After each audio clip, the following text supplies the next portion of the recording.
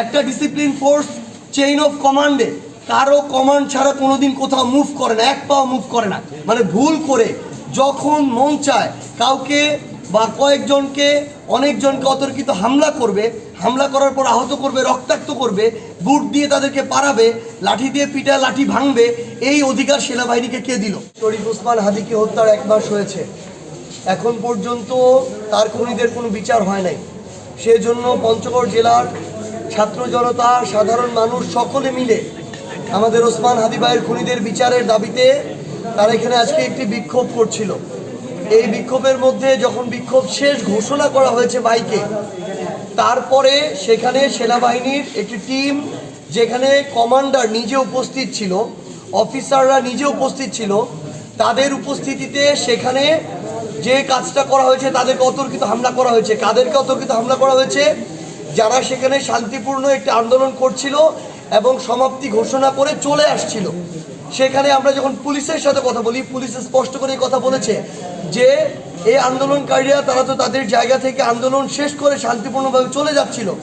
এরপর সেনাবাহিনী কেন সেখানে সে হামলা চালালো, এটা তাদেরও বোধগম্য নয়।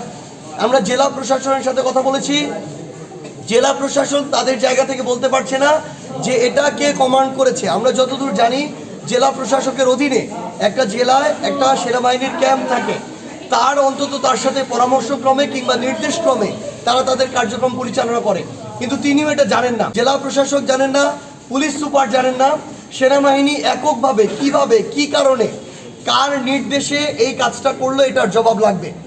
এখানে সেনাবাহিনীর যিনি এখানে কমান্ডার, তিনি এসে বলে যাচ্ছেন তারা যেটি করেছে ভুল করেছে, এই জন্য তারা দুঃখ প্রকাশ করছে। মানে ভুল করে যখন মন চায় কাউকে বা কয়েকজনকে অনেকজনকে অতর্কিত হামলা করবে, হামলা করার পর আহত করবে, রক্তাক্ত করবে, বুট দিয়ে তাদেরকে পারাবে, লাঠি দিয়ে পিটা লাঠি ভাঙবে, এই অধিকার সেনাবাহিনীকে কে দিল?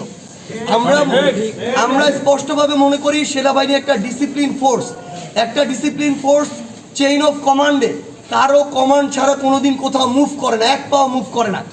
তাহলে এখানে আমাদেরকে স্পষ্ট করতে হবে কার কমান্ডে এখানে তাদের উপর হামলা করা হয়েছে, কেন করা হয়েছে। এই জিনিসটা স্পষ্ট করা ছাড়া পঞ্চগড় জেলার যারা সাধারণ ছাত্র জনতা তারা কখনো চুপ থাকবে না। 2 নম্বর কথা হচ্ছে, আমরা সেখানে স্পষ্টভাবে দেখেছি আমাদের যারা মিডিয়া কর্মী ছিল তাদেরকেও পিটানো হয়েছে, পিটানো হয়েছে, তাদের হাত থেকে মোবাইল কেড়ে নিয়ে মোবাইলের ভিডিও তাদেরকে মানে আঘাত করে সেই ভিডিও ডিলিট করা হয়েছে। আমরা ওখানে স্পষ্ট করে দেখেছি যে যারা আন্দোলন করছিল, যারা পঞ্চগড়ের জুলাইয়ের সম্মুখ সারির যোদ্ধা, এরকম 5-6 জনকে টার্গেট করে আলাদা আলাদা করে টেনে হিসড়ে জেলা পরিষদের ভিতরে নিয়ে যাওয়া হয়েছে।